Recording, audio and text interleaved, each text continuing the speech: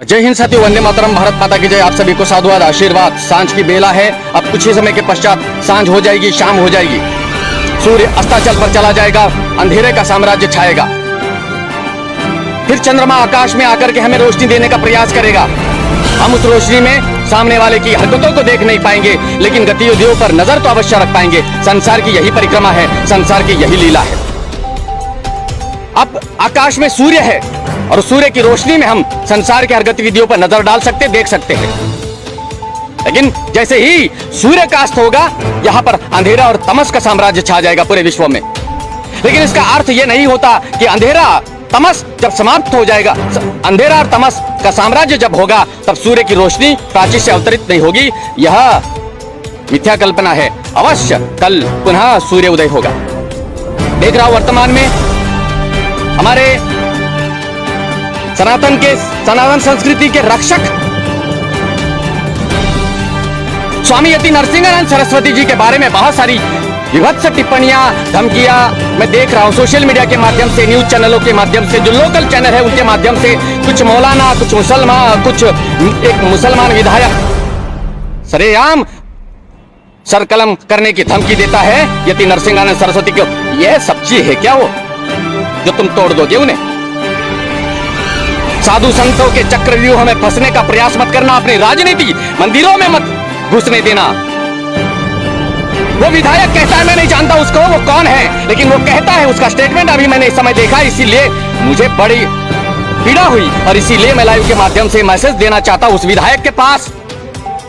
तूने कहा मंदिर हमारे पूर्वजों की निशानी है। सत्य कहा तूने कि ये पूर्वज तुम्हारे पूर्वजों की धरोहर है। मंदिर डासना का ये तुम्हारी पूर्वजों की धरोहर है, इसमें कोई दो राय नहीं है। सत्य कहा तूने और इस सत्य को स्वीकारते हैं हम। डासना के वो मान यति नरसिंहानंद सरस्वती भी इस बात को स्वीकारेंगे कि वो धरोहर यति नरसिंहानंद की नहीं है, वो धरोहर तेरी है। तो तू कौन है? तेरा बीज अगर 5-6 पीढ़ियों के पीछे जाकर के अगर देखता है तू, तो यही होगा कि तू हिंदू है और तू कहता है कि मेरे पूर्वजों की वो धरोहर है, अर्थात तुमने स्वीकार कर लिया, एक्सेप्ट कर लिया कि तुम हिंदू हो। वो नरसिंहानंद सरस्वती की प्रॉपर्टी है, वो वहां के महंत है, वो वहां के मालिक है, वो जो चाहे वहां कर सकते हैं। और वो हिंदुस्तान की संस्कृति के एक अविभाज्य घटक है, जिस प्रकार के तुम अपने आप को मानते हो।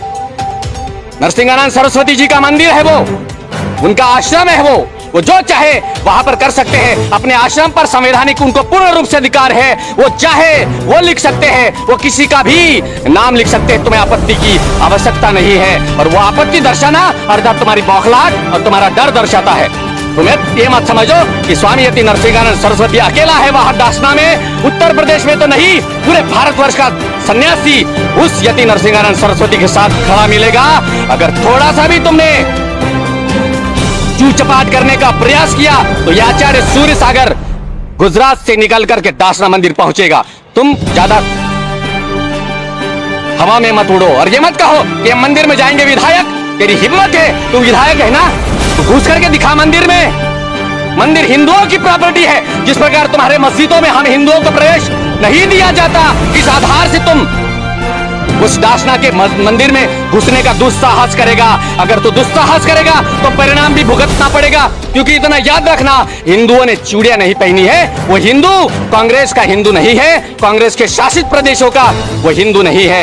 ये हिंदू हिंदुस्तान का वर्तमान जीता जागता जिंदा हिंदू है।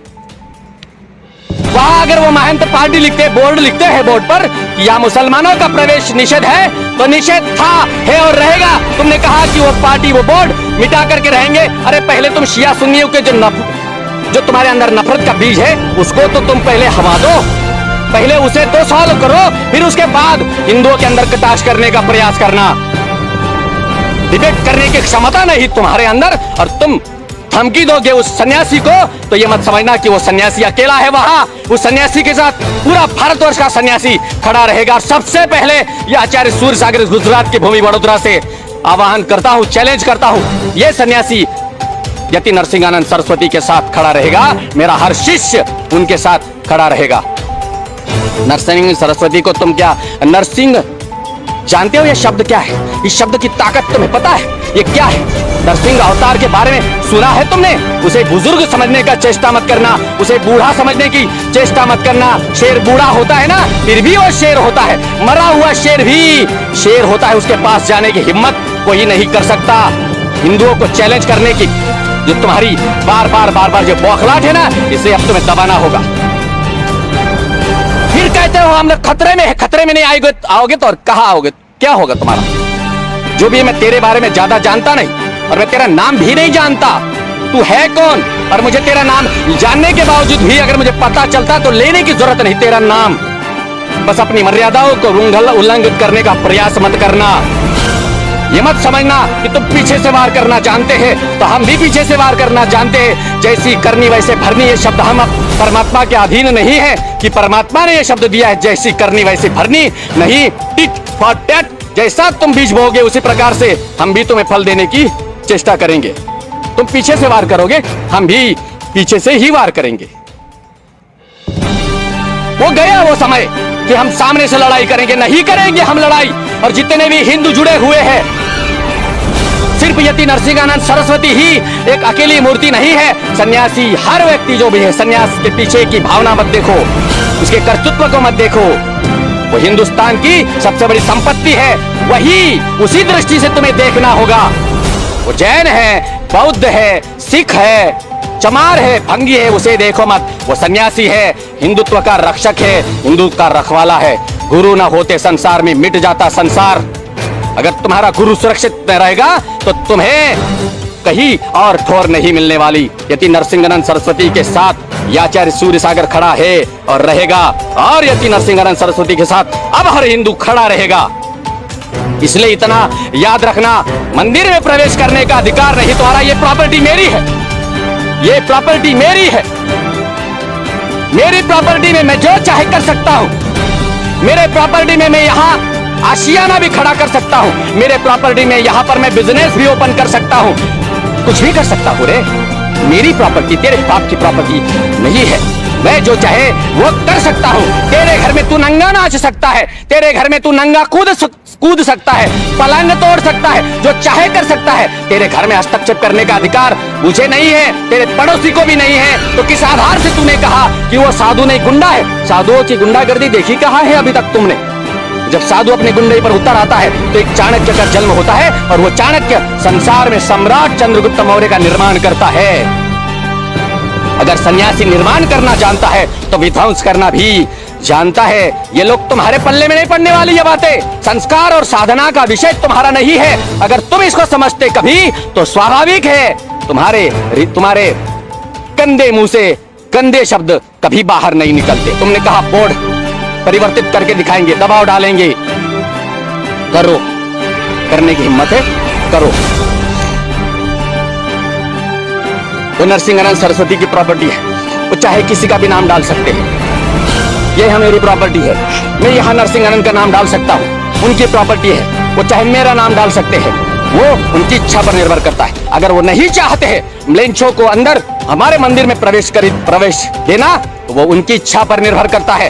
संवैधानिक, तुमने कहा, तुम्हारे एक वीडियो में देखा, संविधान का सम्मान करते हैं हम। काय का सम्मान करते हो? अगर संविधान का ही सम्मान करते तो शरिया कानून को तवज्जो देने का प्रयास तुम नहीं करते। राम मंदिर के फैसले पर जब सुप्रीम कोर्ट ने उच्च न्यायालय में मुहर लगा दी, तब तुमने कहा कि हमें यह स्वीकार नहीं है। लेकिन तुम्हें जबरदस्ती ही सही स्वीकार करना पड़ा, क्योंकि आधुनिक भारत है, ये मुगलों का भारत नहीं है, ये कांग्रेस का भारत नहीं है, ये नरेंद्र मोदी का भारत है। और उत्तर प्रदेश का मुख्यमंत्री योगी आदित्यनाथ का वो उत्तर प्रदेश है। तुम जैसे चमदागढ़ों को ठिकाने पर लगाना उन्हें बेहतरीन तरीके से आता है। साधुओं को अकेला समझने का प्रयास मत करना। साधु कोई भी हो, हिंदुत्व की विचारधारा जिसके हृदय में है, हर सन्यासी उसके साथ खड़ा रहेगा। और मैं यति नरसिंहानंद सरस्वती जी को यहाँ से आश्वस्त करता हूँ, मैं साधारण सा सन्यासी हूँ, तुम्हारी तुलना में मेरी कोई तुलना नहीं है। आप विराट हो, आप महान हो, निसंदेह महान हो। शेर कभी घास नहीं खाता, मर जाता है, लेकिन कभी कभी वर्तमान को देख करके हमारी विचारधाराएं हमें परिवर्तित करने पर हमें मजबूर करती है। स्वामी यति नरसिंहानंद जी, आप अकेले नहीं हो, न थे, न है, न आगे भी रहोगे।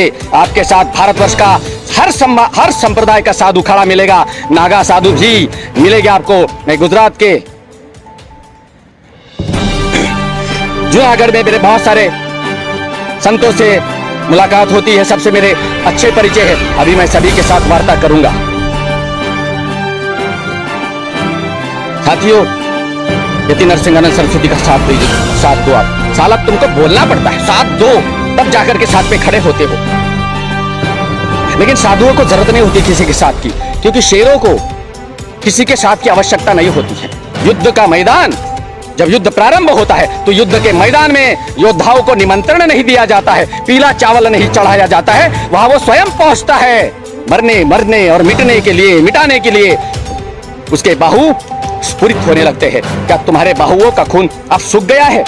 क्या सन्यासियों का साथ देना तुमने बंद कर दिया है? जब सन्यासियों का साथ देना तुम बंद कर दोगे, स्वाभाविक है आपको बीजेपी की चूती है। साले तू मेरे बारे में जानता क्या? टिकट चाहिए बीजेपी की? बीजेपी को टिकट, बीजेपी से टिकट नहीं चाहिए। बीजेपी को हमारी जरूरत है, इस देश को हमारी जरूरत है, इस हिंदुस्तान को हमारी जरूरत है।